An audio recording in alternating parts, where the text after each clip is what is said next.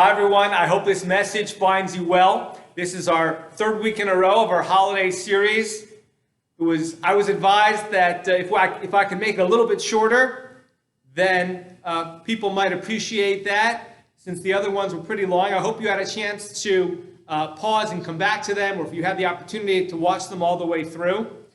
And it's a pleasure for me to be able to present these holiday series addresses for Rosh Hashanah, Yom Kippur, and now Sukkot.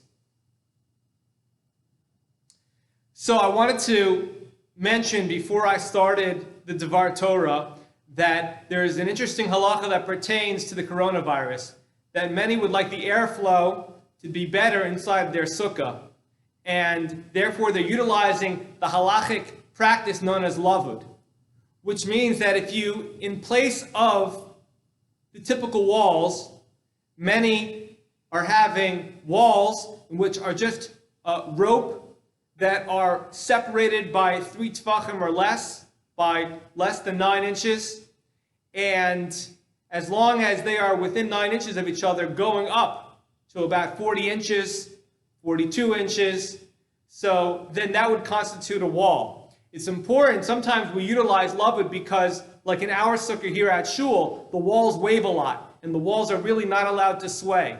They're supposed to be more similar to actual walls. So a number of years ago, Moshe Mizrahi very kindly built us walls for our sukkah. You'll see the lattice work the next time that you're here. And these straps were the recommendation during coronavirus for those who want to have as airy a sukkah as possible. Just use these straps and have them going up. The straps are less than 10 inches apart, going up at least 42 inches, and that would constitute a wall, just those straps themselves. If anybody has any questions, feel free to email me or to call me. The holiday of Sukkot is a holiday that has a universal message. The Gemara tells us that there were 70 korbanos, offerings during the course of Sukkot, corresponding to the 70 nations of the world. And it corresponded to the 70 nations of the world, or the rest of the nations of the world, and it provided atonement for them. Right after Yom Kippur, the Jewish people focused on getting atonement on Yom Kippur with the special service of the Kohen Gadol and everything that you and I read about and davened through this week. And Sukkot, the 70 offerings, provide atonement and this wholeness to the relationship between God and mankind. That's why I think that Sukkot is called this special Zman Simchasenu, this time of happiness, a unique joy.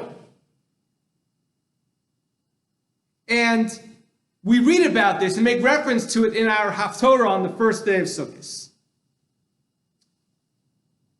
Zechariah tells us that in the end of days, there will be Melchemes Gog and Magog, this war, this final war, whatever that might be, Gog and Magog. But what I want to focus on is what he prophesies about when he says at the end of this world, at the end of this war, V'haya kol hanosar mikol hagoyim habayim al Yerushalayim, v'alu midei shana v'shana, lishtachavos l'melech, Adonai tzvaos v'lachog eschag Sukkos. That whoever remains from this war, about a third of the human race, they will come to Yerushalayim, and this is the part I want to focus on. They will bow to the king, meaning Mashiach, and they will celebrate the holiday of Sukkot. Now, what does the holiday of Sukkot have to do with this? So yes, Zechariah is telling us that it's going to be a time of great tumult, going to be plagues, there's going to be this warfare, there's going to be this challenge, and on Sukkot it's all going to end. People are going to be so happy that there's peace in the world, and they're going to commemorate it year in and year out on Sukkot, and by observing Sukkot, and they're actually going to go ahead, everybody is going to build the sukkah, they're going to come to Yerushalayim, they're going to acknowledge the superiority of Mashiach and the character of Melech HaMashiach, Mashiach ben David, and going to submit accordingly. since they will have been convinced during the course of the current events at that time that the Torah's way is the way for them that they want to choose for themselves. What is it about the Sukkah? Rav Shimshon Raphael Hirsch says the Sukkah is the opposite of the Tower of Babel, of Migdal Bavel. The Sukkah is about a temporary dwelling, about being vulnerable within the elements, but about not having a solid structure and relying on your own materialism or your estate. Migdal Bavel was competing using our resources and our estate in order to go ahead and challenge with the Tower of Babel the providence of the Almighty, the power of the Almighty. And what we ought to suggest is that Sukkot is the holiday after Rosh Hashanah Yom Kippur, and it's the mentality that we develop that really carries us through the winter months, carries us through the bulk of the Jewish calendar year. And we need to develop that worldview, that we are in it together with the rest of humanity, that we are part of one team whose mission is to recognize and to realize that we cannot just be about our resources. We can't just be about making money and supporting our children's schooling so that they can go to university and get a job, and they can go ahead and bring their kids through their university education so they can get a job, so that the next generation can get a job and survive and be nourished and have that sustenance. That there's more to the world. And that we do that together with each other, with our neighbors. And very often, we look at the world and we have a very narrow perspective. We only think of our immediate community, or maybe just the Jewish community. And one of the themes of the book of the Sefer that I hope will be out later this year is about that idea, to have a broader concept of what it means to be a part of team humanity. Rabbi Akiva said that when he saw the foxes with his colleagues running through the desecrated and destroyed temple in Jerusalem, Second Temple period, he had this optimism. Now, what prophecy did he point to? He was pointing to the prophecy of Zechariah HaNavi, of our Haftorah.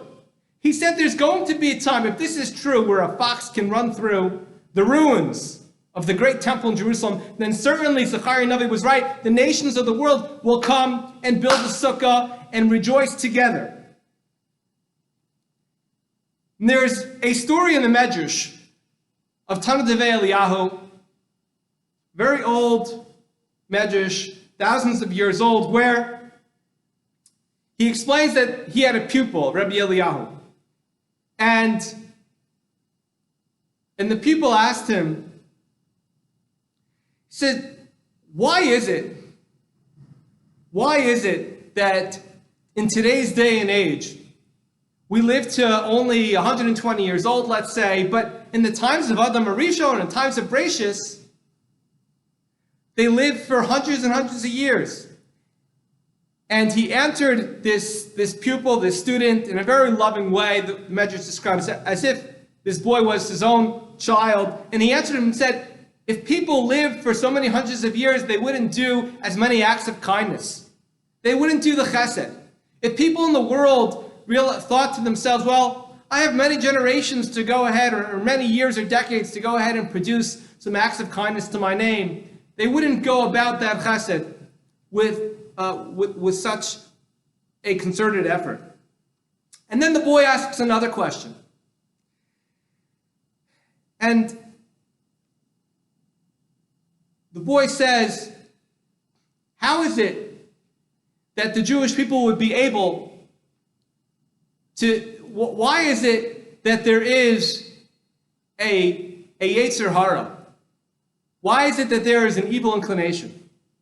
And the Medrash explains that he responded to this boy, this pupil, with our Haftorah. And he said, it's amazing that at the end of days, the way Zechariah predicted it, that there will be kavod for the Jewish people. that they're all going to come to Jerusalem and bow down. And the only reason why that's exceptional, why that's special, is because the Jewish people and the rest of humanity have an evil inclination, and they've made a lot of mistakes and a lot of deviations along the way. And it will only be special when people come together to recognize the purpose of the world, recognize the purpose of godliness, when they experience this vision produced by Zechariah.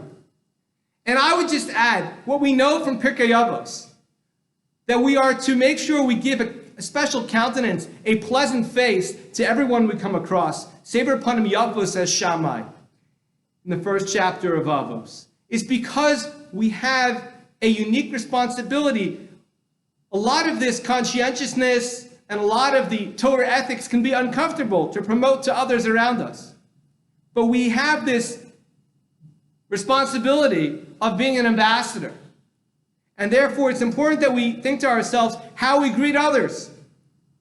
And it's related, we need to project the joy of Sukkot all year long. And more than that, why does Pirkei Avos say that who is honored? Those who honor others. If you give honor to somebody else, then you'll be honored. We have to make sure we treat people with a certain sense of dignity because we represent the values that we represent, the vision that we represent. This idea of trying to get to Zechariah Hanavi's vision is critical to who we are.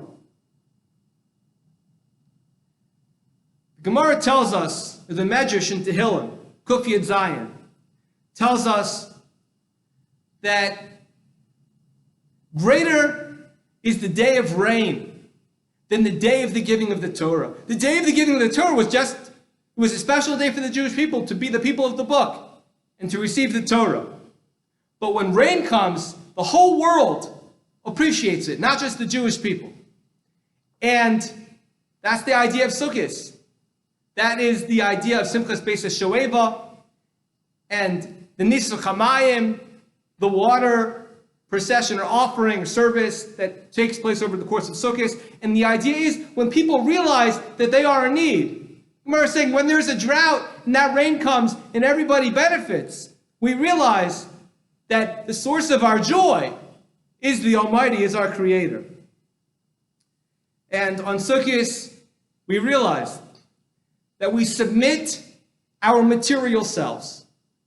We enter into this idea of submission. We think of Zechariah Hanavi, Yishtachavos Lamelech, that that's the image in our minds of bowing down before Mashiach, symbolizing that we submit to and we have a fealty to the system of Torah.